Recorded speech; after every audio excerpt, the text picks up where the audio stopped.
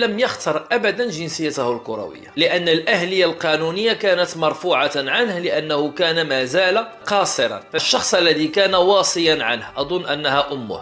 السلام عليكم ومرحبا بكم في قناتنا وقناتكم. من بعد الواقعة اللي وقعت ديال العنصرية في مباراة مصر الودية ضد إسبانيا، خرج الإعلام الإسباني وكشفنا أنه بعد ما حدث المغرب يحسم فعليا احتضار مباراة مونديال 2030. هذا ليس على مستوى الفيفا بطبيعة الحال، يعني ليس رسميا، ولكن هذا ما تناقلته وسائل الإعلام واستنتاجات الخبراء والمحللين، وبعد التداعيات أخرى لهذه الواقعة اللي وقعت، حيث تداولت بعض المنابر أنه يمين لامال يتجه نحو تمثيل المغرب مستقبلا.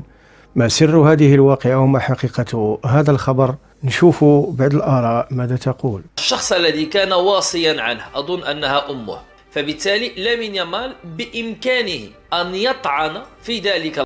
أعلن المنتخب الإسباني استبعاد لامين يامال من قائمة الفريق بشكل مفاجئ اليوم وسط غضب وصراع محتدم بين برشلونة والاتحاد. وأيضا يمين يامال جاء في التدوينة ديالو من بعد هذه المباراة، حيث قال أنه مسلم ويفتخر بإسلامه. بداته من جا خارج من المباراة، استغنى التحية للجمهور وما حياهمش، وبان عليه الغضب والاستياء من ديك التصرفات ديال المشجعين الإسبان.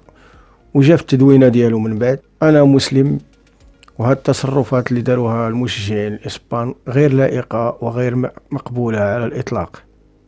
أما عن حقيقة خبر تمثيل يمين يامال للمغرب، حتى الآن ليس هناك شيء رسمي، ولكن هل يفعله كما فعلوها الذين سبقوه؟